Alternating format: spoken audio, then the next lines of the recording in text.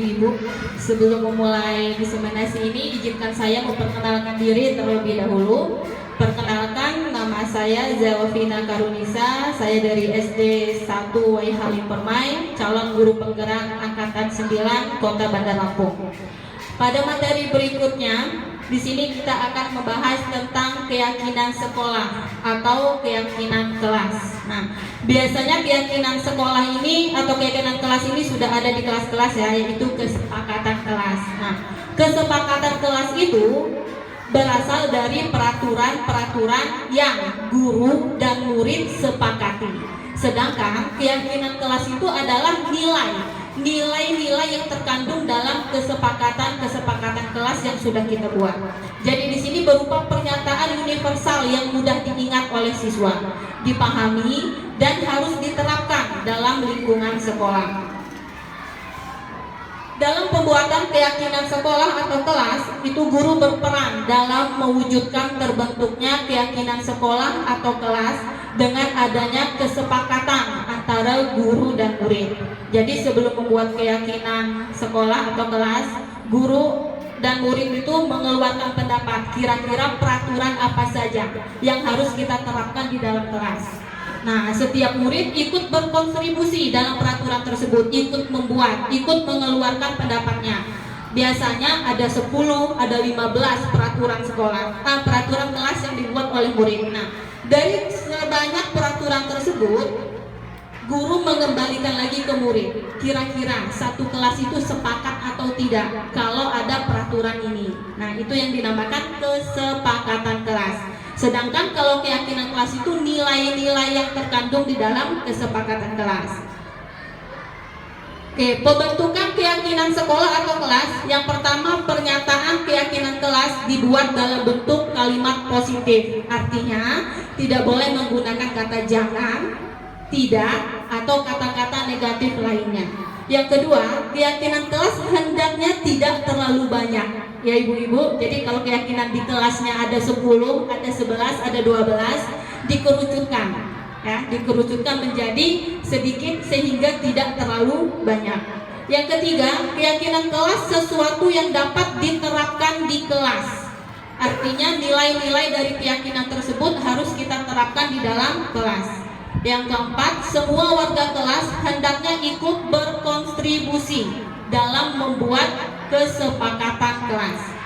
Yang terakhir, bersedia meninjau kembali keyakinan kelas dari waktu ke waktu. Artinya keyakinan kelas itu bisa ditambah atau bisa dikurangi atau bisa diperbaharui sesuai dengan kondisi saat itu. Nah, baik, kita lanjutkan kembali ya. Nah, ada pertanyaan nih. Mengapa tidak peraturan saja yang ada di kelas? Kenapa harus keyakinan kelas? Contohnya yang pertama, mengapa kita memiliki peraturan harus menggunakan helm bila mengendarai kendaraan roda 2 saja? Berarti kalau kita mengendarai sepeda nggak usah pakai helm, ya kan? Timbul pertanyaan seperti itu. Lalu yang kedua, mengapa kita memiliki peraturan 3M, menggunakan masker, mencuci tangan, dan menjaga jarak 1 meter saat ada COVID? Setelah COVID, peraturan itu kita tinggalkan. Apa harus begitu? Tidak. Lalu yang terakhir, mengapa kita memiliki peraturan harus datang tepat waktu pada saat mengikuti pelatihan? Kenapa harus saat mengikuti pelatihan kita harus datang tepat waktu? Bukankah datang tepat waktu sudah menjadi kebiasaan kita sehari-hari? Ya? Nah, jadi untuk mendukung motivasi intrinsik tersebut, kembali ke nilai-nilai atau keyakinan yang lebih menggerakkan seseorang dibandingkan mengikuti serangkaian peraturan-peraturan. Jadi ada istilah peraturan itu dibuat untuk ditaati, tetapi keyakinan kelas atau sekolah itu dibuat, itu ditanamkan pada kesadaran diri kita sendiri. Nah, sekarang minta bantuannya guru-guru sekalian, rekan sekalian. Yang pertama, peraturannya selalu kembalikan buku ke tempatnya. Kira-kira nilai keyakinan apa yang kita terapkan terhadap murid kalau kita menyuruh murid itu mengembalikan buku ke tempatnya? Apa? Bertanggung jawab ya. Jadi keyakinan keyakinan yang kita terapkan adalah bertanggung jawab, mengembalikan buku ke tempatnya. Tidak mesti buku di sekolah, bisa saja pakaian yang ada di rumah, bekas makan yang ada di rumah. Biasa kan anak kalau habis makan di depan TV, sampai nasinya habis, piringnya masih di depan TV. Nah, jadi harus ada keyakinan diri. Yang kedua, dilarang mengganggu orang lain. Keyakinan kelasnya diterapkan menghargai. Ya, itu yang kita tanamkan ke diri murid kita, menghargai. Yang ketiga, hadir di sekolah 15 menit sebelum pembelajaran dimulai. Disiplin, hadir tepat waktu. Ya. Berikutnya, dilarang melakukan kekerasan. Ya, menghormati. Lalu dilarang menggunakan narkoba. Demi kesehatan, itu yang kita tanamkan. Lalu ya, bergantian atau menunggu giliran. Bersabar boleh, disiplin juga boleh, menghargai boleh. Ya, gunakan masker. Menggunakan masker demi apa? Kesehatan. Jangan berdiri di kelas atau koridor. Oh ya, berlari di kelas atau koridor. Keselamatan. Kenapa demi keselamatan? Kalau lari-lari nanti jatuh. Nah, ini dia ya. Yang pertama tadi, selalu kembalikan buku ke tempatnya. Itu melatih murid kita untuk selalu bertanggung jawab. Bertanggung jawab tidak mesti ada di kelas, bisa saja di luar sekolah. Berikutnya, dilarang mengganggu orang lain. Kita selalu diajarkan untuk menghormati orang lain dimanapun kita berada. Berikutnya, hadir di sekolah 15 menit sebelum pembelajaran dimulai. Itu berkomitmen atau disiplin waktu. Tidak mesti saat di woro-woro harus hadir tepat waktu, ini enggak. Kita tanamkan pada diri kita bahwa disiplin itu merupakan kebiasaan kita dalam sehari. Lalu dilarang melakukan kekerasan, ini demi keselamatan kita. Lalu dilarang menggunakan narkoba, ini demi kesehatan.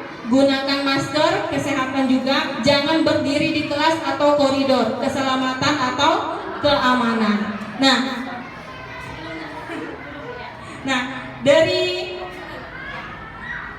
Dari peraturan ini ya, dari peraturan ini kan kita anak-anak setuju apa tidak ini peraturan ini. Anak-anak sepakat, itu namanya kesepakatan kelas. Nah, dari kesepakatan kelas ini kita kerucutkan lagi, di manakah kira-kira yang keyakinan kelasnya sama. Contohnya, dilarang mengganggu orang lain dan dilarang melakukan kekerasan. Itu keyakinan kelasnya menghormati orang lain. Jadi keyakinan kelas kita cukup satu, menghormati orang lain yang terdiri dari seperti itu ya. Jadi kesepakatan di kelas itu tidak perlu. Yang penting keyakinan nilai yang kita tanamkan itu ada di dalam diri anak-anak. Karena sekarang kita bukan mengedepankan tentang peraturan lagi, tetapi tentang kesadaran dari anak-anak kita sendiri. Baik, selanjutnya. Sebelum masuk ke sigar restitusi, saya ada silakan berpasangan.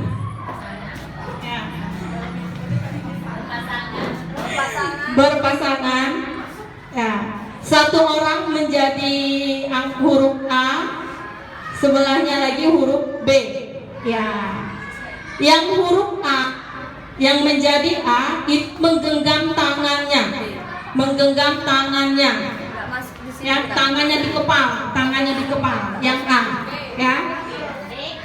Yang B melakukan segala cara agar si A membuka kepalan tangannya.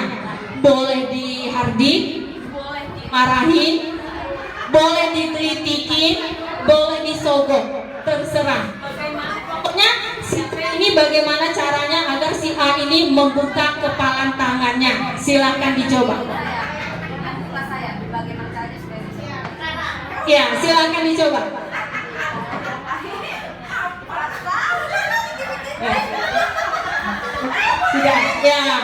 Sudah ada yang terbuka? Kebuka, oke. Ini yang kebuka. Sudah kebuka. Ada yang masih bertahan?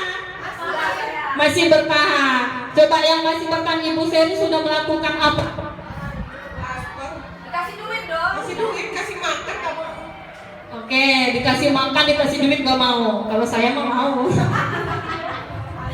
Kalau Ibu Nia, kenapa bisa terbuka? Dengan cara nanti kita bergantian ya Bu, latihannya seperti itu. Jadi membujuk gitu, kerjasama. Kalau Ibu Rosinta kenapa bisa terbuka tangannya? Oh, dipaksa. Oke, ya. Jadi, kalau Ibu Mei sudah terbuka belum? Dengan senang hati, berarti dengan senang hati. Oke, kalau Ibu Feni sudah terbuka. Ya, apa itu Bu Pipen? Oh, tiki-tiki. Oke. Oke. Si A itu diibaratkan seorang murid. Si B adalah seorang guru. Jadi saat kita menghadapi anak itu semuanya tertutup. Tinggal kita seorang guru, bagaimana caranya agar anak yang tertutup menjadi terbuka. Itulah posisi kontrol tadi ada 5. Kita memposisikan diri kita sebagai apa? Sebagai penghukum. Kalau kamu tidak buka tangan kamu saya hukum. Atau sebagai teman, ayolah tangannya dibuka. Ya. Atau dikasih penghargaan, disogok. Kamu buka ya. Nanti saya kasih duit, nanti saya kasih nilai. Nah. Lalu ada nggak di sini yang melakukan posisi kontrol seorang guru itu sebagai manajer?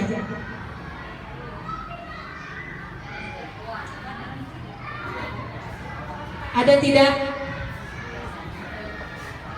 Manajer misalnya kita membiarkan murid itu membuka dirinya sendiri kepada kita tanpa melakukan hukuman, rayuan, sogokan atau sebagai teman.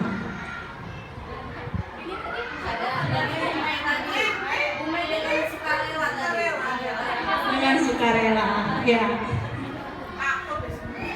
Nah, ya. Jadi intinya murid itu bisa mengkontrol dirinya sendiri. Murid itu bisa menilai seorang guru. Tergantung kita seorang guru mau seperti apa menghadapi murid tersebut. Ya, tadi sudah Ibu Feni jelaskan bahwa guru yang paling baik itu adalah menerapkan, memposisikan dirinya sebagai manajer. Dia bukan penghukum, bukan suka mengasih penghargaan. Misalnya anak-anak kalau bisa mengerjakan ini dapat nilai. Kalau bisa mengerjakan ini ibu kasih beng-beng, bukan. Ya, lalu bukan juga sebagai teman. Teman itu boleh saat jam bermain, saat istirahat. Tetapi saat di kelas kita adalah seorang pendidik. Kenapa saya mencontoh seperti itu? Karena ini berhubungan dengan segitiga restitusi. Ya, segitiga restitusi ini sebagai manajer. Kita memposisikan diri kita sebagai manajer, di mana menggunakan penyelesaian masalah melalui 3 tahapan. Yang pertama yaitu validasi, menstabilkan identitas. Yang kedua validasi tindakan yang salah, dan yang terakhir menanyakan keyakinan. Jadi sebelum mulai pembelajaran, mungkin sebelum masuk tahun ajaran baru, sebelum mulai tahun ajaran baru, kita sudah harus membuat keyakinan kelas. Nah, tujuannya adalah menghasilkan murid yang mandiri dan bertanggung jawab terhadap dirinya sendiri. Lanjut. Oke, pertanyaan pemantik di sini ya. Hukuman dapat mendisiplinkan anak, setuju apa tidak?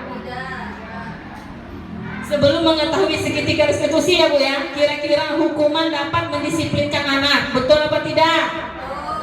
Betul, ya betul. Yang kedua, pemberian hukuman dengan hal positif seperti membaca atau membersihkan halaman sekolah dapat meningkatkan disiplin anak. Betul? Betul, saya pernah melakukannya. Kalau anak tidak memakai atribut lengkap, barisan berbeda, setelah selesai upacara nyanyi di depan tiang bendera. Besoknya lagi. Jadi tidak mendisiplinkan anak. Yang ketiga, memberi penghargaan dapat meningkatkan motivasi belajar anak. Siapa yang bisa menjawab soal ini pulang duluan. Siapa yang bisa menjawab soal ini saya beri hadiah nilai tinggi. Ya, itu tidak mendisiplinkan anak. Nah, lanjut. Nah, ini salah satu contoh kalau kita menghukum anak itu berdasarkan penghargaan. Ya, yang sering kita lakukan termasuk saya sebelum masuk guru penggerak masih menerapkan siapa yang bisa maju ke depan dapat nilai plus. Ya, yang pertama itu pengaruh jangka pendek dan jangka panjang. Artinya anak yang sudah sering mendapatkan penghargaan dia akan maju terus kalau dapat penghargaan. Kalau tidak ada penghargaan, males, nggak dapat nilai gede. Seperti itu, ya. Terus yang kedua, penghargaan itu bukan hadiah, malah menghukum diri anak itu. Ya, bagaimana caranya agar saya dapat nilai yang besar? Dia melakukan segala cara. Lalu penghargaan mengurangi ketepatan karena buru-buru rebutan siapa yang duluan. Dia buru-buru. Lalu penghargaan itu tidak efektif, tidak. Karena penghargaan itu hanya didapatkan sama anak yang mau mendapatkan penghargaan. Kalau anaknya yang santai, yang santai, dia tidak akan mendapat penghargaan. Lalu terakhir, penghargaan merusak hubungan. Bu, kok nggak ada nilai lagi sih bu? Bu, kalau menang kok nggak ada hadiah lagi sih bu? Nggak seru. Nah, itu bisa merusak hubungan.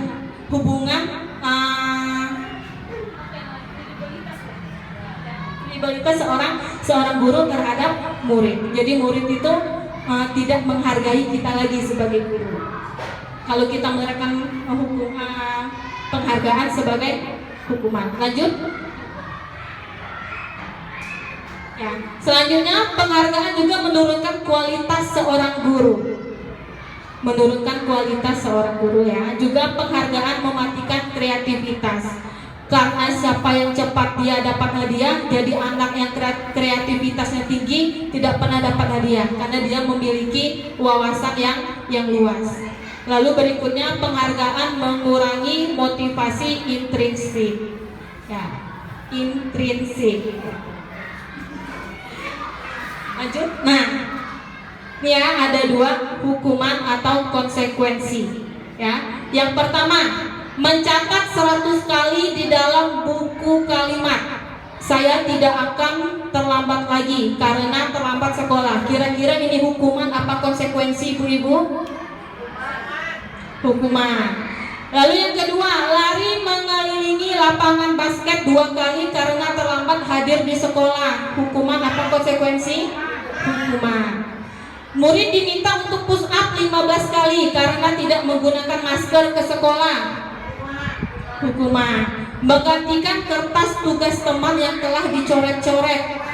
Konsekuensi. Membersihkan tumpahan air di meja tulis karena tersenggol pada saat belajar. Konsekuensi. Murid disuruh untuk mengenakan sepatu seharian di sekolah karena tidak mengenakan sepatu hitam. Ya, karena tidak mengenakan sepatu hitam, dia dihukum seharian di sekolah karena nggak usah pakai sepatu. Hukuman. Lalu yang terakhir, lari mengelilingi lapangan basket 2 kali karena terlambat 10 menit untuk pelajaran PCOK. Hukuman. Coba kita lihat jawabannya Bu ya. Benar? Konsekuensi yang terakhir. Ya. Jadi hukuman itu suatu tindakan yang tidak berhubungan dengan kesalahan siswa. Kalau konsekuensi itu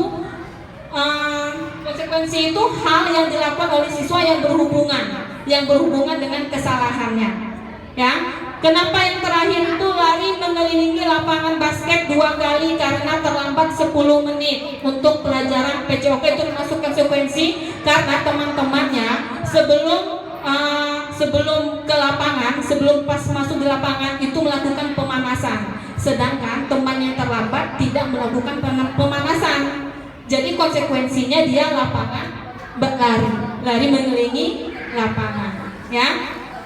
Sama yang satu yang sering, bukan sering ya, yang masih diterapkan kalau ada anak yang terlambat datang ke sekolah. Maaf Bu, saya datang terlambat. Kenapa kamu terlambat? Tiap hari kamu terlambat. Ya kan? Seperti itu. Sudah, kamu berdiri di sana. Nah, itu jangan lagi ya ibu-ibu ya. Hal yang perlu kita lakukan ketika anak terlambat adalah kita menanyakan apakah dia baik-baik saja dalam perjalanan. Karena kita tidak tahu, kita belum mendengar kenapa dia bisa terlambat. Biarkan dulu dia menenangkan diri, mengikuti pelajaran, lalu kita panggil, kita berbicara berdua. Ya, kita berbicara 4 mata. Oke, lanjut Ibu Yan. Ini perbedaan hukuman dan konsekuensi. Kalau hukuman itu sesuatu yang menyakitkan harus terjadi. Kalau terlambat kamu bersihkan kamar mandi, itu menyakitkan, ya. Kalau konsekuensi ini sesuatu yang harus terjadi karena kesalahannya. Lalu berikutnya membuat anak sakit fisik maupun hati untuk jangka waktu yang lama. Kalau dikasih hukuman itu ingatnya sampai dewasa ibu-ibu. Miss Pina nih dulu menghukum saya seperti itu ya, masih memorinya diingat. Kalau konsekuensi ini anak tidak nyaman dalam jangka waktu pendek, pada hari itu saja yang dia tidak nyamannya. Kalau besoknya sudah seperti biasa. Yang ketiga, anak membenci kedisiplinan. Karena dia selalu terlambat, dihukum terus, akhirnya dia membenci yang namanya disiplin. Dia membangkang. Sedangkan kalau konsekuensi itu anak menghargai disiplin. Hukuman itu bersifat paksaan, kalau konsekuensi itu stimulus atau tanggapan. Kalau hukuman itu mendorong anak menyakiti dirinya sendiri, konsekuensinya mendorong anak agar mudah menyesuaikan diri. Selain itu, kalau hukuman juga membuat anak merasa marah, rasa bersalah, dipermalukan, dan merasa tak dihargai. Kalau untuk konsekuensi, kehilangan hak, ya, dibuat tidak nyaman, diasingkan untuk sementara pada hari saat dia melakukan kesalahan. Lanjut. Nah, apa itu restitusi? Restitusi ini proses menciptakan kondisi bagi murid untuk memperbaiki kesalahan mereka, sehingga mereka bisa kembali pada kelompok mereka dengan karakter yang lebih kuat. Restitusi juga merupakan proses kolaboratif yang mengajarkan murid untuk mencari solusi dalam masalah mereka dan membantu murid berpikir tentang orang seperti apa yang mereka inginkan atau tujuan mulia mereka dan bagaimana mereka harus memperlakukan orang lain. Ini identitas gagal, ada 3 perbandingan ya Ibu ya. Ada hukuman, konsekuensi, dan restitusi. Ya.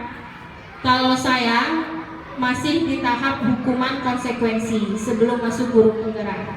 Kalau sudah masuk guru penggerak, sudah meninggalkan hukuman dan konsekuensi, tetapi masih belajar cara menerapkan restitusi.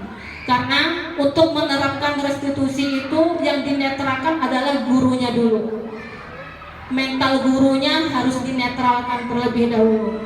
Karena misalnya nih di kelas kita sudah membenci satu murid, menjudge satu murid.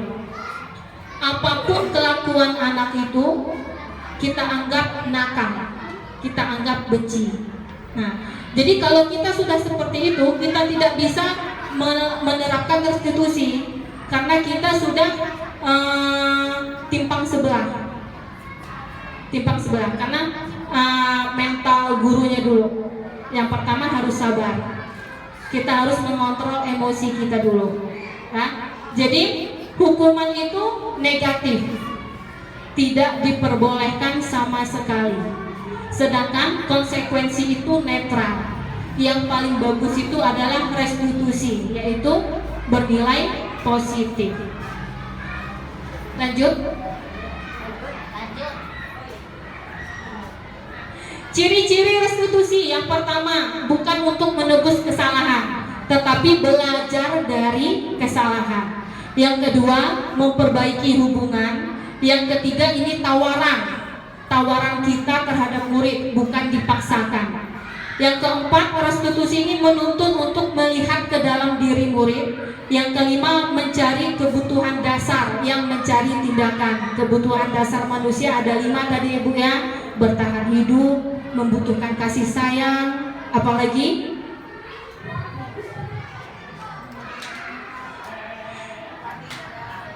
ya, membutuhkan tempat tinggal, memerlukan pengakuan ya, dan kebebasan ya. Itu semua yang dibutuhkan oleh murid ya. Lalu restitusi ini adalah cara yang paling baik, dan restitusi ini fokus pada karakter anak, bukan tindakannya, bukan tindakan kesalahannya, tetapi karakternya. Dan restitusi juga fokus pada solusi. Setelah itu mengembalikan murid yang berbuat salah kepada kelompoknya. Ini dia namanya segitiga restitusi. Yang pertama yang kita lakukan adalah menstabilkan identitas. Saat anak melakukan kesalahan, yang pertama kali kita lakukan adalah menstabilkan identitas. Tidak apa-apa, semua orang pasti pernah melakukan kesalahan. Artinya dia tidak sendiri nih melakukan kesalahan, ternyata semua orang juga pernah melakukan kesalahan. Setelah identitas anak sudah stabil, baru kita naik ke validasi tindakan yang salah. Kenapa kamu terlambat? Ada apa? Coba ceritakan. Saya bangun kesiangan, Bu. Kenapa bangun kesiangan? Main game semalam. Itu salah tidak? Salah. Setelah anak itu tahu tindakan kesalahannya di mana, baru kita menanyakan keyakinan kelas. Kamu tahu nggak keyakinan kelas kita apa? Masih ingat nggak? Ingat Ibu, disiplin. Contohnya apa? Datang tepat waktu, mengerjakan PR. Itu salah satu keyakinan kelas yang sudah kita sepakati. Nah, kalau kamu sudah tahu keyakinan kelas kita itu disiplin, datang tepat waktu, apa yang akan kamu lakukan ke depannya? Saya akan tidur di awal, Bu. Saya akan mencoba datang tepat waktu agar tidak terlambat lagi. Seperti itu, kita menawarkan solusi ke anak. Dia sendiri yang menentukan solusinya seperti apa, dengan cara menerapkan keyakinan kelas yang sudah disepakati. Baik, terakhir ada video yang akan saya tunjukkan, silakan disimak. Silakan Ibu ya.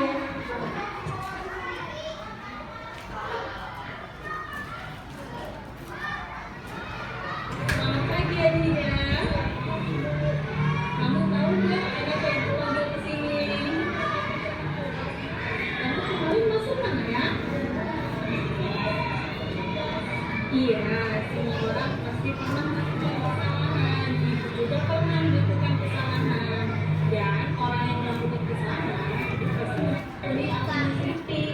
Sebenarnya ibu bertanya, kenapa kok ibu kurang tugas?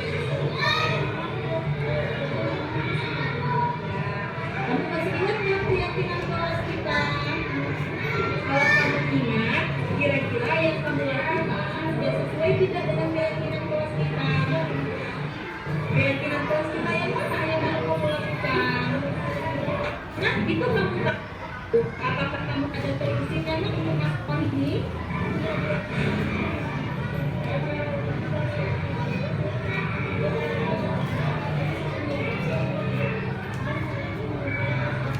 Iya, ibu sangat apresiasi sekali ya dengan tanggung jawabmu ini. Sekarang kamu balik ke kelas ya.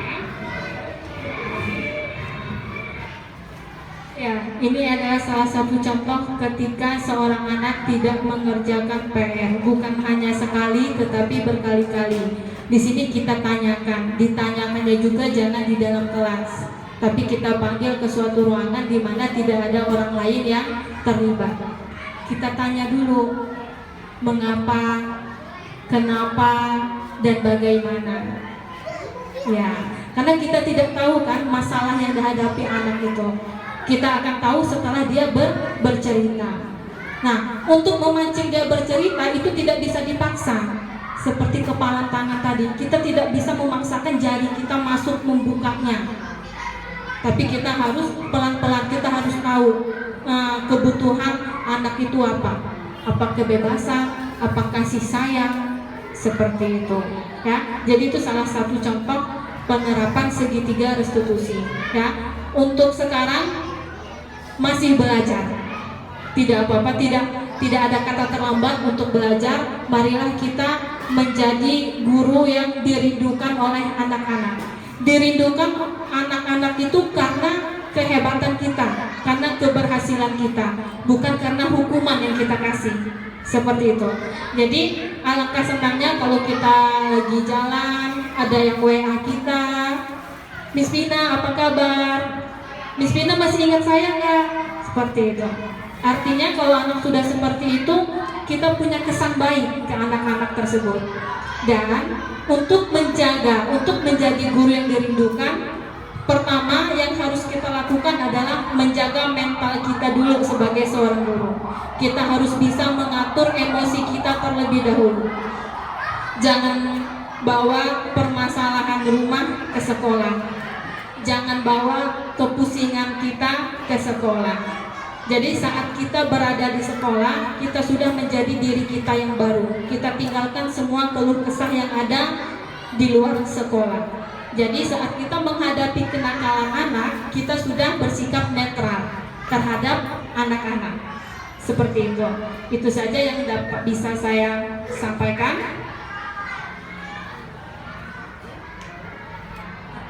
Ya, boleh ada yang ingin ditanyakan dalam penyampaian materi ini? Ada yang ditanyakan ibu-ibu?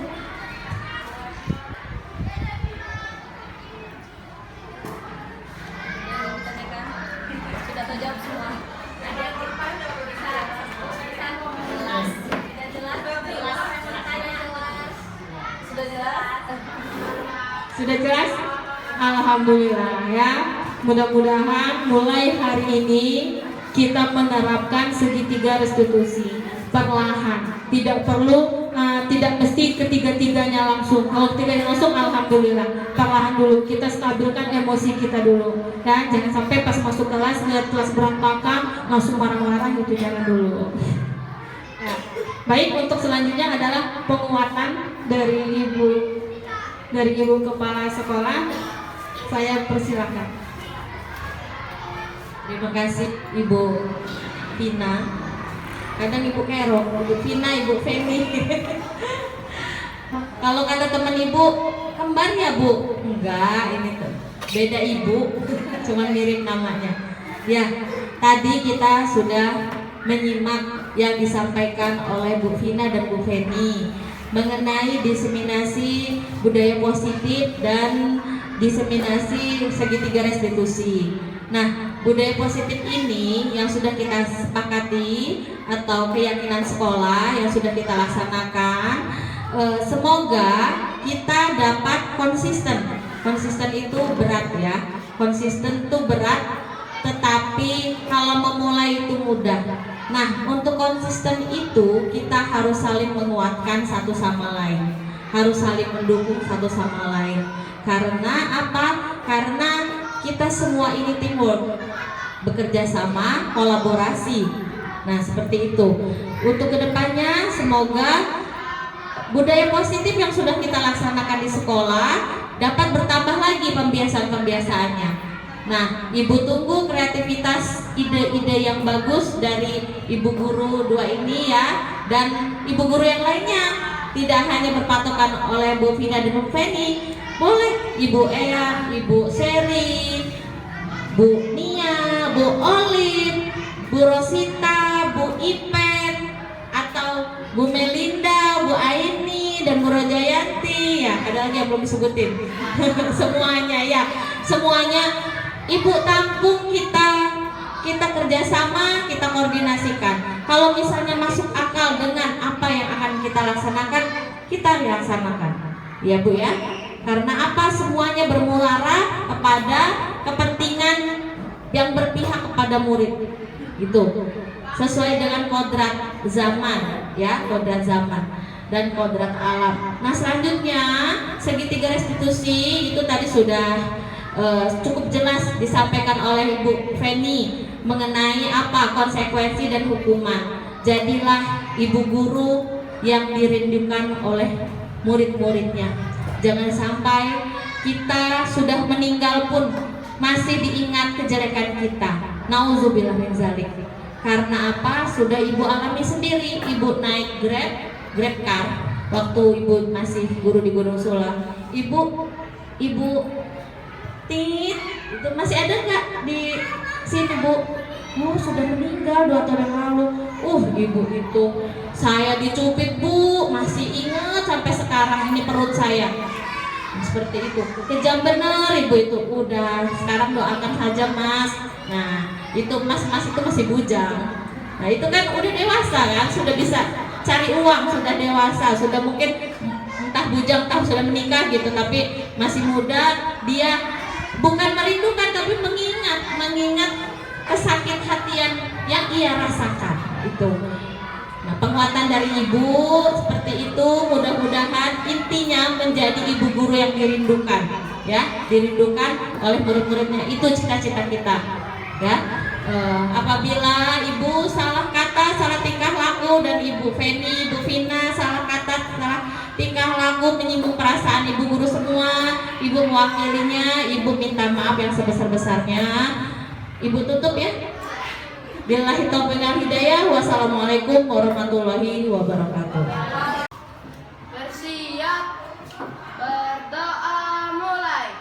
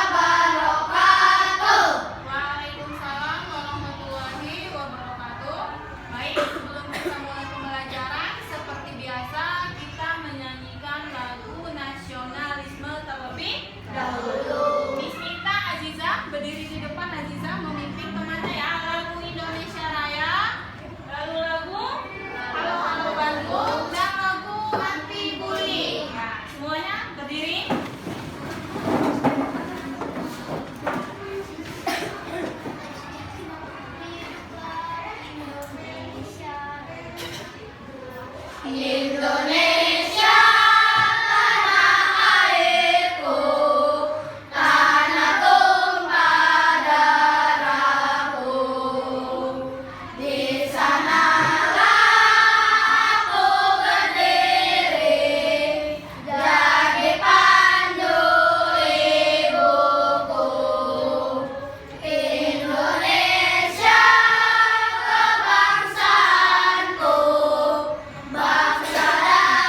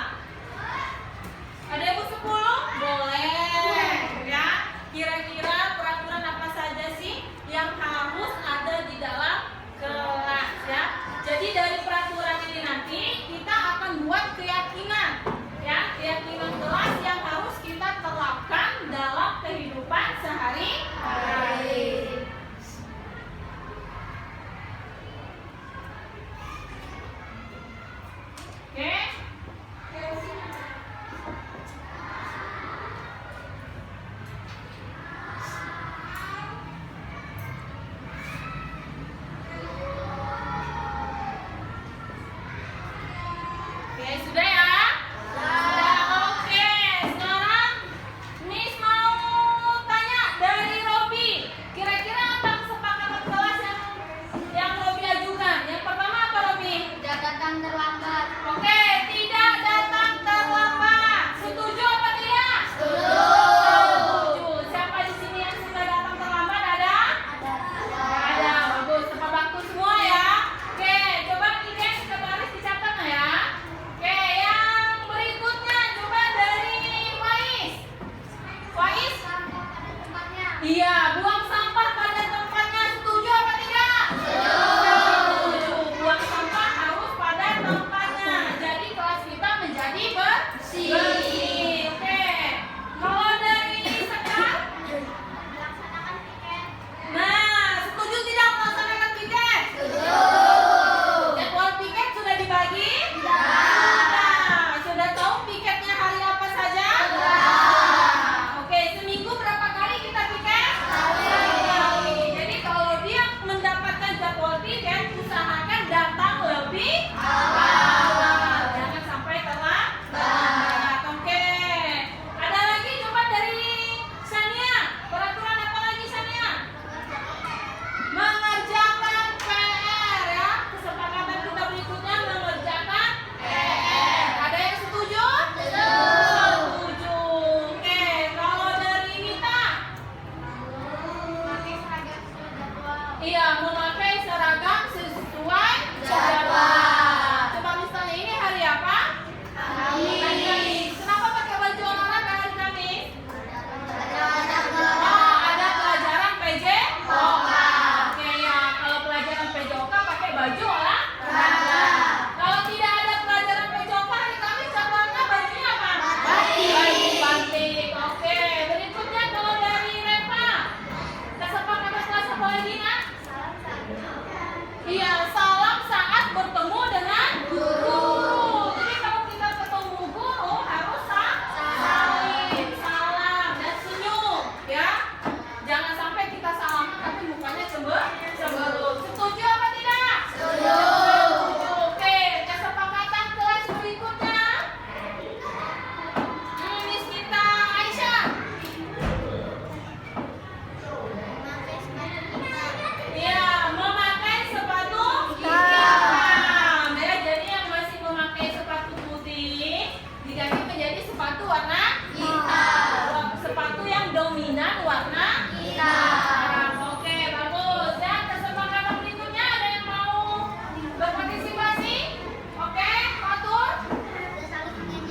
Tidak saling mengejek. Sepakat apa tidak? Sepakat. Ya, sesama teman tidak boleh saling mengejek. Oke, ada lagi peraturan kesepakatan? Oke, Salsa.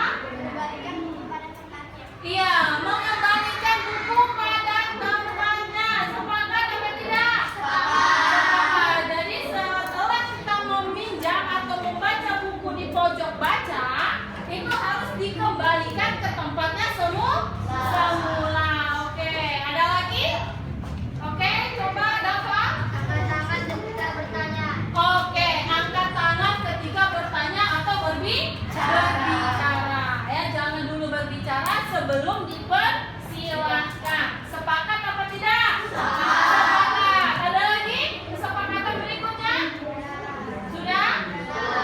Sudah cukup? Oke, Niken sudah dicatat? Sudah. Coba di sini ya. Oke, ya, yang pertama tidak datang terlambat. Oke, ya kita ubah ya, tidak datang terlambat ini kita ubah menjadi bahasa yang